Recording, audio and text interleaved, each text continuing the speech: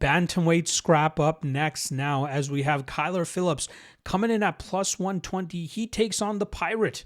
The last Pirate? I don't know what his nickname is, but it's something to do with being a pirate. Charles Jourdain, who comes in at minus 140.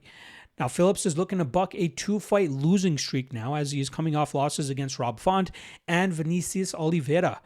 We have seen in those fights and even past fights, even the Raulian Paiva fight, what has been the issue in Kyler Phillips' game, because this guy is very well-rounded. He's a very slick striker when he can get to his speed and outpoint opponents like he did against Raoni Barcelos. Or he can show off his strong grappling game like he did against Marcelo Rojo and even in certain spots against Pedro Munoz, although he leaned on his striking for that matchup as well. For the first round or so, he showcased that grappling against Rob Font. But if he is fighting somebody that is not willing to settle for bad positions, somebody that can be competitive in the striking game with him and not get clipped and put away, he starts to slow down. His gas tank has always been an issue in his game, and that's what often causes him to fall short. Rob Font, got grinded out that entire first round, but constantly stayed squirmy enough that Phillips wasn't able to settle into a position and catch his breath.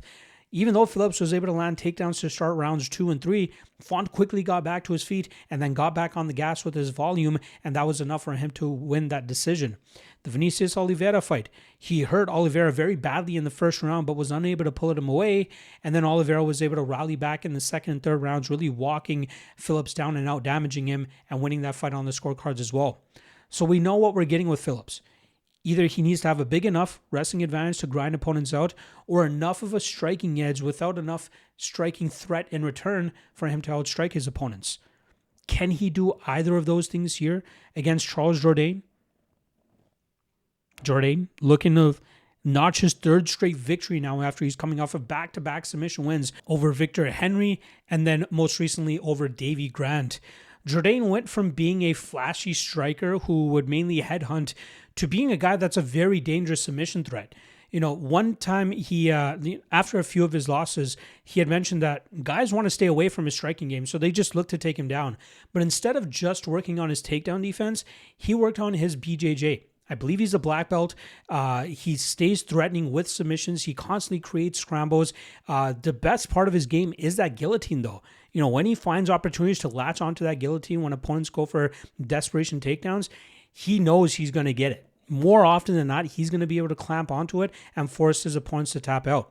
His loss to Sean Woodson was one very close fight, but he was really struggling with the distance there, the distance disadvantage. He was, Woodson did a great job with his boxing, keeping Jourdain at bay. Then Jourdain dropped down to 145 pounds. But unfortunately for him, he went up against Gene Silva, who was able to just really walk Jourdain down, land big combinations, land big power, and it really seemed like Jourdain had no answer for that power in return. Jourdain's a decent power puncher himself, but nowhere near the level of power of Silva. And I think halfway through that first round, Jourdain kind of accepted it, and that's what eventually put him away. But now 2 wins at bantamweight. It seems like this division is much, much better for him. This is one where he's going to be able to actually have some decent success. I apologize. I thought he went down a division for the Gene Silva fight. That also was at, I believe, 145 pounds. But after that, he went down to 135. And that's where I think he's, 30 years old, still more than enough time to still have success. And considering how well-rounded he is now, he is one of those very dangerous opponents to deal with, from that flashy striking style to that very dangerous submission game that he has.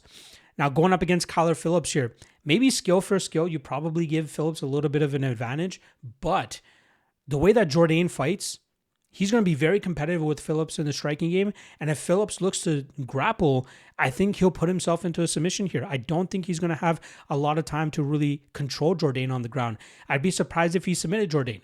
I think Jourdain, if he finds himself on his back, is going to stay very active, similar to where Rob Font did, and that's going to cause Phillips to either slow down once again or get caught in a submission pretty quickly. That will ultimately pull out bad takedown attempts from Phillips if that's the approach he looks to take, and we know Jourdain will be all over that guillotine to force the tap there.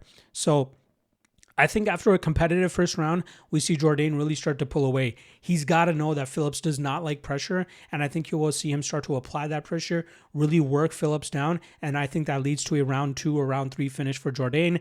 I think I saw submission round 3 for Jourdain at plus 2,500. take my money. All right. I think that's a spot where Jourdain should be able to find a finish and make this look very emphatic, especially after that first round. So I will say Jourdain was about minus 170 earlier today, dropped down to about minus 135, took a little bit more action. Now he's sitting at minus 140. There might be a big spender that put money on Phillips, but I really think that Jourdain is the side here, and I think he'll come through with an exciting finish in round 2 or round 3.